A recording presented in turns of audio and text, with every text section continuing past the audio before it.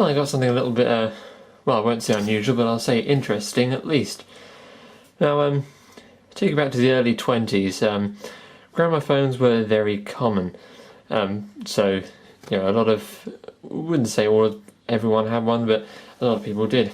Now, one such company thought, why don't we try and put small gramophone records in the hands of children?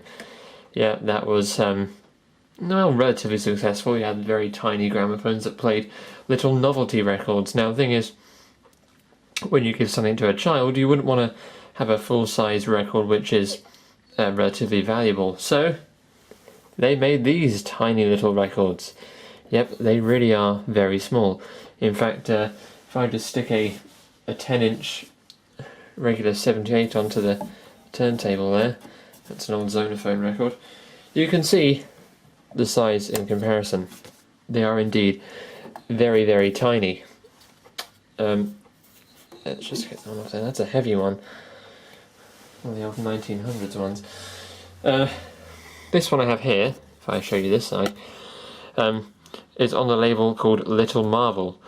Now let me just turn my autofocus on. There you go. These were sold in the chain known as Woolworths, and that'll be a blast from the past for anybody who was living in the UK up until quite recently, because they made some bad business decisions and went bankrupt. They were kind of like a general shop. You could buy nearly anything in there, from electricals to clothing to food. It was just brilliant. Anyway, these were, I cannot recall the name of the company that made them, but they were sold under the Woolworths brand. Now, they never actually said the name of the artist on them. It just says band right there, and made in England. The main side is the one with the royalty sticker on there, and the other side is the royalty-free one. She told me to meet her at the gate. Yep, she did indeed. I should point out I do have very large hands. These are actually, they'd appear a lot smaller in this video camera than they actually are. They're sort of like a little bit larger than a CD, which is tiny for a gramophone record. As you can imagine, they really don't hold that much music. In fact, I think it's probably just over a minute or so.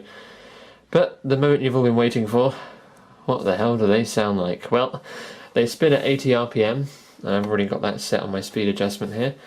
And so here we go. This is a 5-inch record from, well, the early 20s. Yeah. Here we go. Let's just have a listen.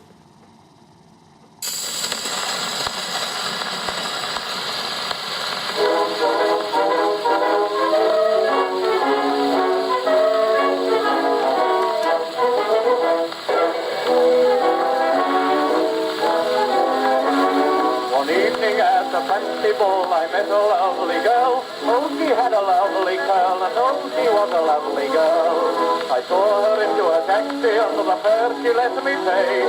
She borrowed £half from me, and then she drove away.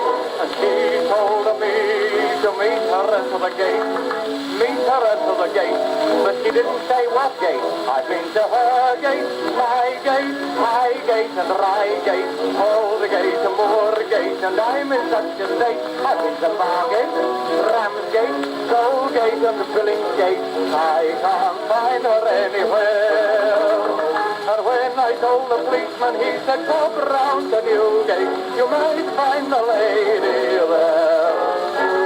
And she told me to meet her at the gate, meet her at the gate, but she didn't say what gate.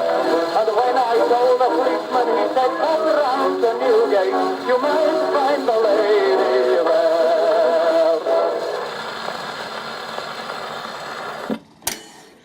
Well, there you go. That's that record. Now I have another one. I bought two of them. This one, however, is slightly damaged. It does have a crack in it, so when I play it, you'll be hearing... Anyway, this one just says nursery rhymes on it. That's not really helpful. It says Jack and Jill, sung by Uncle Joe. Yeah, I really have no idea. And it says Pussycat, again by Uncle Joe. Somebody's attempted colouring this in with what appears to be a ballpoint pen, so that clearly wasn't done that long ago. perhaps going through someone's grandparents' collection of things. I have no idea. Quite bizarre artwork.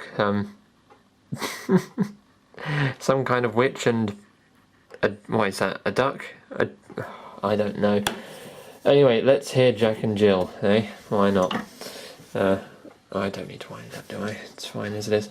What is this? Some kind of wind up? Yes. Anyway, enjoy. I'm gonna have to try and avoid the chip at the beginning.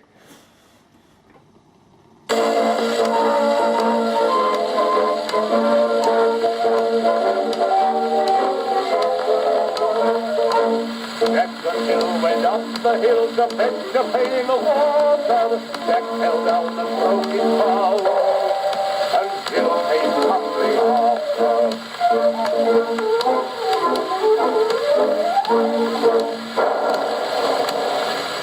Jack and Jill went up the hill to fetch a pail of water. Jack fell down and broke his fall, and Jill came tumbling after. There now, my little dears, you wouldn't like to fall down a hill and break your crown, would you? Well, someone told me that it was because Jack and Jill were so careless and didn't look where they were going. Also, that they were whistling like this.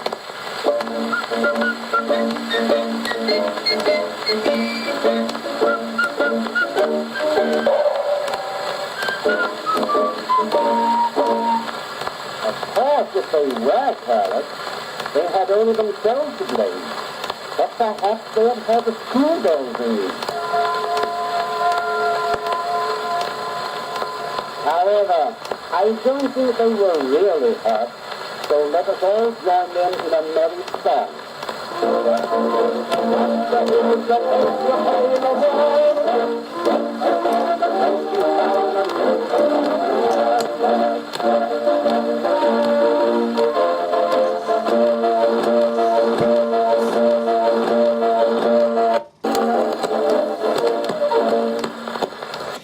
Yeah, it does get broken towards the end there.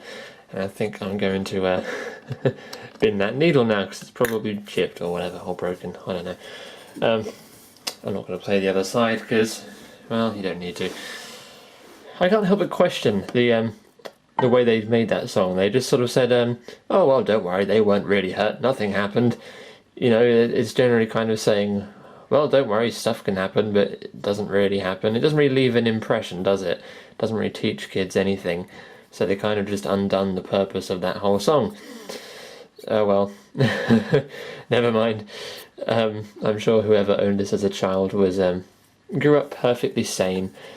Anyway, I hope you enjoyed having a look at some of these unusual little records, because they're quite cute in their own little way. Anyway, thanks for watching.